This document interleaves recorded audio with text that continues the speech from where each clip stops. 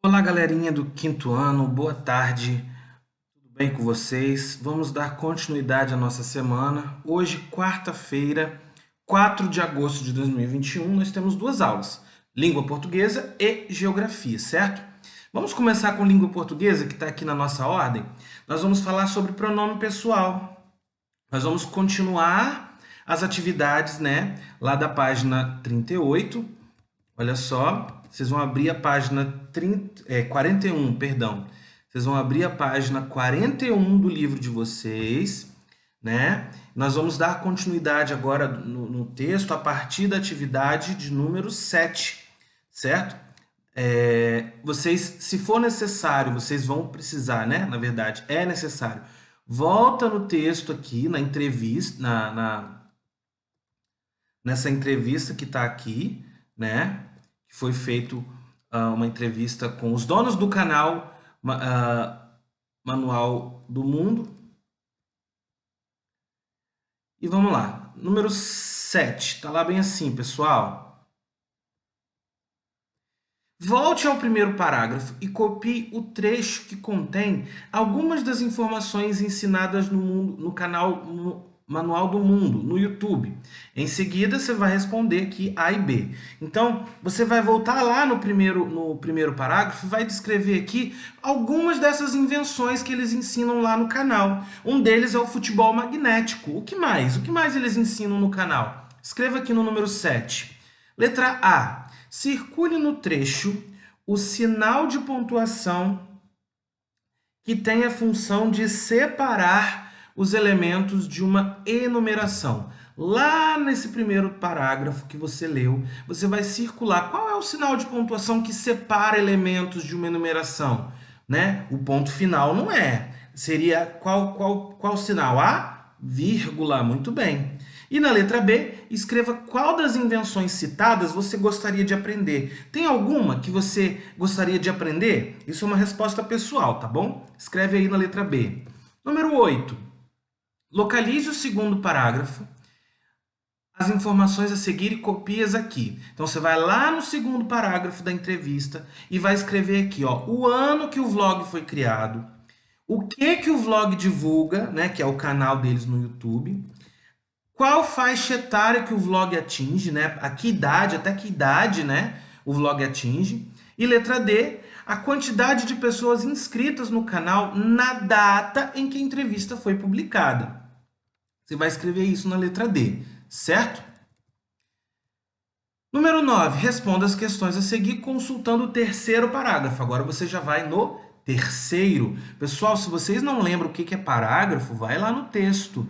Parágrafo, ó, primeiro parágrafo, é isso aqui tudo. Segundo parágrafo, é quando eu tenho o primeiro parágrafo, ele termina no ponto final, o segundo parágrafo começa na outra linha, e aí tem um espaçozinho que a gente, né, que a gente dá para começar o outro parágrafo. Esse é o segundo. Qual é o terceiro? O terceiro aqui, ó, é entrevista até gravações. Esse é o terceiro parágrafo. E assim vai. Certo? Vamos lá então na questão de número 9, da página 42. Olha lá. Responda as questões. Então vocês vão ler o terceiro parágrafo e responder. Que idade a repórter Mirim tinha quando fez a entrevista? E letra B, em que ano e em que escola ela estudava na ocasião da entrevista? Não é ano 2020, 2019, não. É ano de escola. Ela estava em que ano? Ela estava no quinto ano? Ela estava no quarto ano? Ela estava no sexto ano? E qual é o nome da escola que ela estudava? Escreve aí na letra B. E aí vamos para o número 10. Leia as perguntas e então faça o que se pede. Nós temos um trecho aqui, ó. Você vai ler esse trecho e aí vem você vai fazer os comandos. Mas antes da gente ler esses comandos, lá no cronograma de vocês tem umas explicações no segundo passo falando sobre pronome, que de repente eu acho que ficou muito pequenininho aí para você. Então acompanha aqui comigo, ó. Quando estamos conversando ou escrevendo um texto, é inadequado ficar sempre repetindo o nome. E para isso existem os pronomes. Como assim, professor? Eu não preciso ficar falando, por exemplo, eu estou conversando com o Joãozinho. Eu estou falando com o Joãozinho sobre a Maria. Aí eu vou falar, Joãozinho, você sabia que a Maria gosta de sorvete? Então, a Maria gosta de sorvete, Maria gosta de brincar, Maria gosta de passear. Eu preciso ficar repetindo Maria toda a vida? Não. Então, eu posso substituir Maria por um pronome, por uma palavra que eu substituo o nome. Como ficaria? Eu posso falar, Joãozinho, Maria gosta de sorvete. Você sabia que ela gosta de passear? Você sabia que ela também anda de bicicleta? Ó, aquele patins que tá lá na varanda é dela. Perceba, ela, dela, tudo isso, né? O dela é mais possessivo, né? Mas o ela, né? Eu estou usando o quê? Um pronome pessoal, um pronome que é um pronome ela que se refere a Maria. Igual, eu estou falando com você, estou falando com o Joãozinho. Eu preciso ficar falando Joãozinho? João, tem estudado? João, tem brincado? Não. Eu posso falar, João, tu tens estudado? Então, e aí, você tens brincado? Eu não preciso ficar repetindo o seu nome toda a vida, certo? Compreendido isso, ó, pronomes pessoais que substituem ou acompanham o substantivo servem para representar os nomes dos seres e determinar quem está falando e a quem está se referindo. Então nós temos aqui, ó, qual é o pronome na primeira pessoa no singular? Eu. Só eu. Primeira pessoa, eu. Eu vou ao cinema. Qual é o pronome na segunda pessoa do singular? Tu. Tu tens estudado? Qual é o pronome na terceira pessoa no singular? É ele fez a lição de casa, ou ela fez a lição de casa. Isso tudo no singular. Quais são os pronomes? Por exemplo, eu estou falando de Maria, de João e de Pedro. Maria, João e Pedro. Eu preciso ficar falando Maria, João e Pedro foram brincar. Maria, João e Pedro gostam de passear. Não, eu posso substituir por eles. Aqui, ó, terceira pessoa no plural. Eu posso substituir. Se eu tiver junto, ó, Maria, João e eu gostamos de brincar. Maria, João e eu gostamos de passear. Eu preciso repetir? Não, eu posso substituir por nós. Olha lá, primeira pessoa. Então, quando está no plural e eu estou incluído, nós. Nós vamos ao cinema hoje. Quando eu estou falando apenas de você, vós. Vós tendes estudado? Ou você tens estudado? Você tem estudado? Ou eles ou elas. Eles fizeram a lição de casa. Compreendeu isso aqui? As palavrinhas que a gente usa para substituir um nome ou os nomes? Então vamos voltar lá. Olha lá. Leia as perguntas aqui. Vamos lá. Encontre e pinte os pronomes de tratamento utilizados pela entrevistadora Mirim ao se referir à entrevistada. Qual é o pronome que ela utiliza quando ela se refere à entrevistada? Ela fala o nome dela toda hora, ó. Qual era o intuito de vocês? Opa, vocês é um pronome. Como vocês têm ideia para os vídeos? Como você e Iberê se conheceram? Opa, você. Percebam aí os pronomes que ela não fica usando o nome deles toda a vida. Ela usa um pronome. E aí vamos para a letra. Então você vai pintar esses pronomes, tá bom? Daqui tudo, do trecho todo. Letra B. Que sinal de pontuação foi utilizado em todas as perguntas? Nós temos aqui, ó. Cada pergunta, todas as perguntas têm um sinal de pontuação. Qual é o nome desse sinal? Né? Você vai circular, tá pedindo aqui, ó, circula esse sinal que a gente chama de interrogação. E na letra C você vai pintar todas as letras iniciais maiúsculas. Onde tem letra maiúscula você vai pintar só a letrinha, tá bom? E na letra D Em que situações foram utilizadas as letras maiúsculas? As letras maiúsculas foram utilizadas em que momento? Quando foi citado o nome de pessoa, quando foi citado o nome de um livro, né? Mais o quê? Acho que só, né? Nome de uma obra no novo livro. Quando vai citar um livro, tem que escrever com letra maiúscula. Quando vai citar o nome de alguém, tem que escrever com letra maiúscula. Inclusive, vocês têm mania de escrever o nome de vocês ou o nome de cidade com letra minúscula. Tá errado, não pode, ok? Finalizamos a letra D, vamos para o número 11. Aí você vai criar uma pergunta. Vamos supor que você fosse o entrevistador. Que pergunta você faria para o canal? Elabore 3 perguntas. Escreva aqui 3 perguntas, tá bom? 3 perguntinhas que você faria. Lembrando, 3 perguntas que não foram perguntadas. Você que vai imaginar, você que vai criar. Número 12. Vamos agora para a página 43. Para a gente fechar, nós só vamos até a 43. Releia o trecho a seguir e responda o que se pede. Ó, responda as perguntas. Tem aqui, ó, o que era o intuito de vocês? Qual era o intuito de vocês ao criarem o canal? Ele foi criado para que as pessoas pudessem aprender coisas assistindo a vídeos sem pagar nada. Letra A. Reescreva a pergunta substituindo a palavra grifada por outra de mesmo sentido. Qual é a palavra grifada? Intuito. O que significa intuito? Que palavra que você pode substituir aqui para que a pergunta não mude o sentido? Qual era o intuito de vocês? Qual era o objetivo de vocês? Qual era a intenção de vocês? Ó, já citei 2 palavras aqui que têm o mesmo significado. Aí, letra B, reescreva a resposta, recuperando a que a palavra ele se refere. Ó, ele foi criado para que as pessoas pudessem aprender coisas assistindo a vídeos. Ele quem? O canal. Então, você vai escrever na letra B.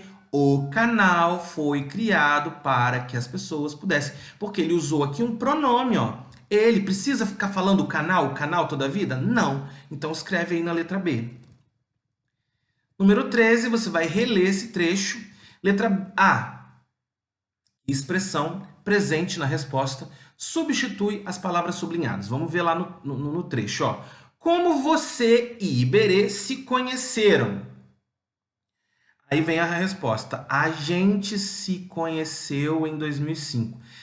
Qual expressão que está aqui nessa resposta que substitui o você e Iberê? Para ela não precisar ter que responder. Eu e Iberê nos conhecemos em 2005. Ela usou uma expressão. Que expressão? A expressão a gente. Olha lá. A gente. E aí, na letra B, o que você vai fazer? Ó, marque, assinale o pronome que pode substituir a expressão que você circulou. Qual é a expressão, qual é o pronome que eu poderia colocar aqui no lugar do agente que casaria muito bem? Seria vocês, eles ou nós? Opa, nós. É claro que se a gente for reescrever o nós no lugar do agente, não vai ficar nós se conheceu. Aí a frase ela muda, porque o agente está no singular. Não existe agentes. Né? Agentes, no plural, né? Agente é agente de saúde, né? Ou agente, inclusive o agente é junto. Mas nesse caso aqui, se eu coloco o nós na frente, não fica nós se conheceu. É o que você vai fazer aqui na letra C. Reescreva a resposta substituindo a expressão agente pelo pronome que você marcou aqui, ó, que é o nós, e faça as alterações necessárias. Quais são as alterações? Nós nos conhecemos em 2005 na faculdade. Reformulamos, fizemos as alterações. E aí, nós finalizamos a nossa aula de português de hoje, ok? Agora nós iremos para... Nossa próxima aula agora é geografia. Vamos então agora continuar com geografia. Abrir aqui para vocês, olha só. Nós vamos falar hoje sobre industrialização e urbanização brasileira. O primeiro passo já podem pular. Vamos direto para o segundo passo, na página 18. Vamos lá. Eu deixei aberto aqui para vocês abrem aí para vocês me acompanhar. Então, industrialização e urbanização brasileira. Conforme já estudamos, a população do Brasil era predominantemente rural, né? Nós já vimos, né, antes que o Brasil lá atrás era rural, a maior parte era campo. Hoje em dia, né, nós temos ainda muitas cidades. Então, olha lá, ó, a partir de 1930, muitas pessoas que moravam no campo começaram a migrar para cidades em busca de emprego gerado pelo crescimento e desenvolvimento das indústrias. Pessoal, sempre que eu falar de indústria, sempre que eu falar de indústria, imagina aquelas grandes fábricas, aquelas grandes empresas de produzir, de fazer inúmeras coisas, né? Fábricas de roupas, fábricas de tecido, enfim, fábricas de sapato, né? Imagina essas grandes fábricas, grandes indústrias, ok?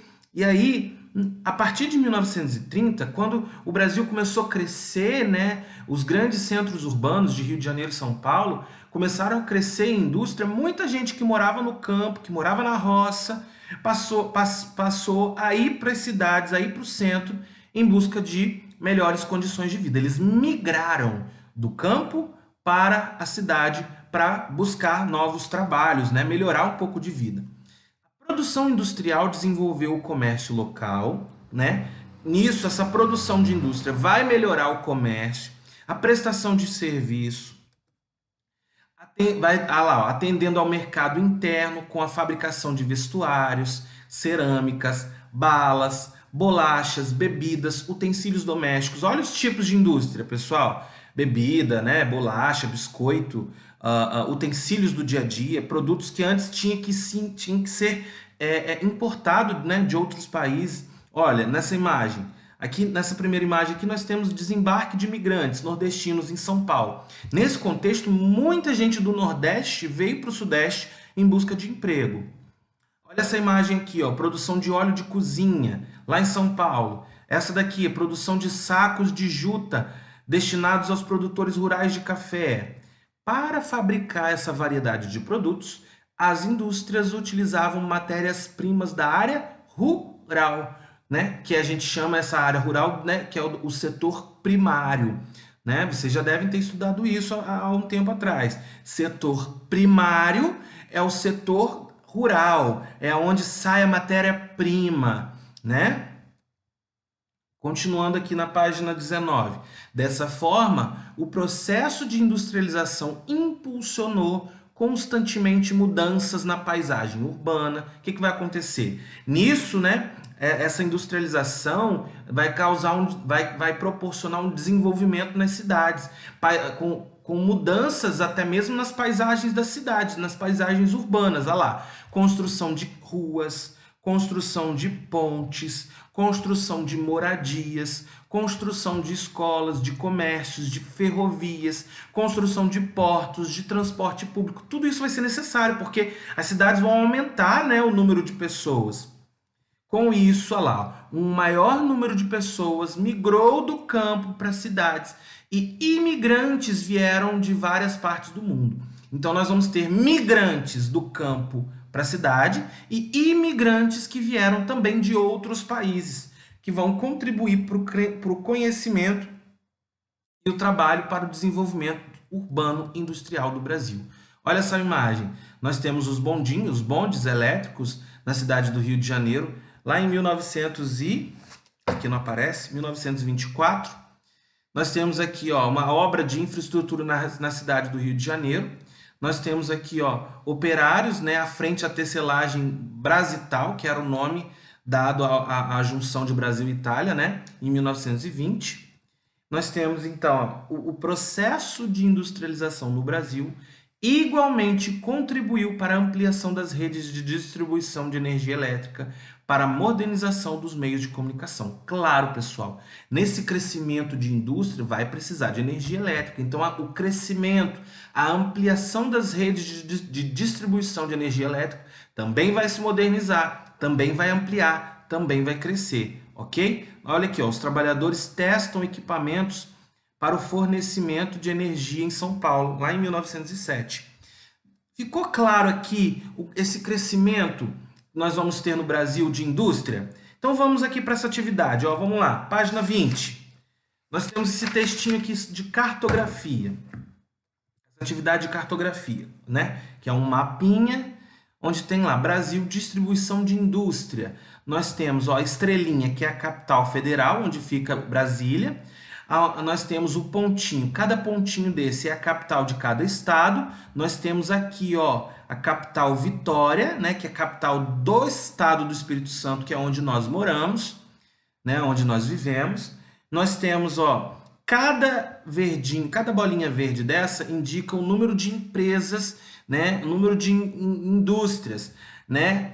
Aonde tiver a bolinha pequenininha é porque tem menos de 1.000. Onde tiver uma maiorzinha, um pouquinho mais ou menos, é porque tem mais de 1.000 e menos de 5.000. Aonde já tiver uma bolinha média, opa, é porque tem mais de 5.000 e menos de 10.000. E aonde tiver mais de 10.000, essa bolona maior aqui, que tem pouca, mais aqui para a região de São Paulo, Rio de Janeiro, é onde tem mais de 10.000 indústrias. Então vamos lá, ó. O desenvolvimento industrial do Brasil foi muito importante para o crescimento de muitas cidades. Analise o mapa ao lado sobre a distribuição de indústrias no território brasileiro. Nós acabamos de analisar, né? E vamos responder agora as questões. Qual é o título do mapa? Tá aqui, Brasil, distribuição de indústrias. Isso foi o mapa de 2013. Letra B. Quais regiões brasileiras apresentam maior concentração industrial? Pessoal, lembra? Qual o nome das regiões? Nós temos aqui, ó. Observa, se você não lembra, observa aqui o mouse, a setinha do mouse. Essa região aqui é a região norte. Essa região aqui já é a região nordeste. Essa região aqui, ó, onde fica Espírito Santo, Rio de Janeiro, né, Minas Gerais e São Paulo, que é onde a gente vive, já é a sudeste. Essa região aqui mais embaixo, ó, né, mais do ladinho do sudeste, é a região centro-oeste. E essa aqui no sul, como o nome diz, já é a região sul. E aí vem o mapa, vem a pergunta: quais regiões brasileiras, mais de uma, quais regiões brasileiras apresentam maior concentração de indústria? Eu posso dizer que são essas duas aqui que tem mais indústria?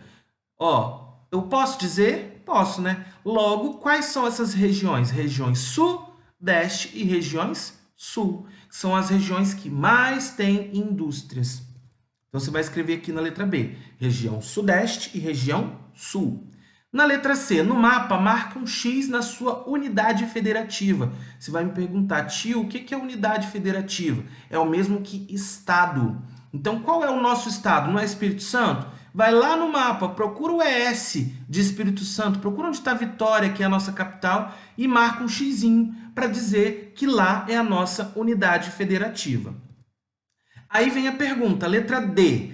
Nela, há presença de muitas ou poucas indústrias? Sim ou não? Se for sim, é porque tem muito. Se for não, é porque não tem muito. Mas olha aqui, pessoal, o nosso Espírito Santo está quase todo verdinho, então podemos dizer que sim. Marcou aí? Vamos então aqui, ó, para essa atividade número 1. Vocês vão analisar a charge a seguir. Nós temos aqui, ó, isso daqui é uma cidade? Não. Imaginamos que isso daqui é o interior do Brasil, uma roça, um campo, inclusive muito desmatado, ó, as árvores sem flores, sem fruto, né? O pasto, né? sem verde, sem vegetação. E nós temos aqui uma família, provavelmente pobre, onde está vendo um ônibus escrito Viação Futuro, destino capital, dizendo, rápido, querida. O que o pai vai falar? Chega de sofrer com a seca, vamos embora para a cidade de São Paulo, lá tem muito trabalho. Né? Eles estão sofrendo. Você vê que a falta de água, a falta de chuva, permite, né, ocasiona nessa seca que a gente observa aqui nessa charge. E ele ali todo animado, querendo ir para a capital, querendo ir para São Paulo, para sumir dessa miséria e ir em busca de trabalho. Entendemos essa charge? Olha a pergunta, então. Vamos lá na pergunta. O que ela retrata? Eu acabei de falar. Retrata a migração do campo, não é isso? Para a cidade, né? Retrata a ideia dos trabalhadores que saíram do campo e querendo ir para a cidade para se dedicar às cidades, às atividades da cidade, às atividades urbanas, né? Que começou a crescer nos grandes centros. E, claro, sair da miséria. Número 2, para a gente finalizar, o que vocês vão fazer? Vocês vão ler cada alternativa dessa e as lacunas que estão em branco vocês vão preencher com essas palavras que estão no quadro. Êxodo rural. Tio, não lembro o que é êxodo rural. Saída do campo para a cidade a gente chama de êxodo rural, porque êxodo é saída, saída rural. Então, êxodo rural significa isso, que é a saída do campo para a cidade. Energia elétrica, industrial e urbanização. Preenche cada lacunas dessa com essas palavras do quadro. Finalizamos aqui então a nossa aula de hoje, ok? Queria já, qualquer dúvida que vocês tiverem, podem me chamar no WhatsApp. Queria já deixar aqui claro para vocês, se vocês tiverem qualquer dúvida, pode me chamar. E hoje, quarta-feira, amanhã, dia 5 de agosto, é feriado municipal aqui em Presidente Kennedy, dia de Nossa Senhora das Neves, ok? Não haverá aula, não haverá aqui postagem no grupo. Sexta-feira, ponto facultativo, também não haverá, ok? Nós vamos fechar aqui a nossa semana. Muito obrigado. Até segunda-feira aqui no grupo ainda, tá bom, pessoal? Ouvi falar aí de volta às aulas, mas ainda não é dia 9, tá bom? Segunda-feira aqui no grupo nós ainda temos aula. Muito obrigado. Até segunda-feira.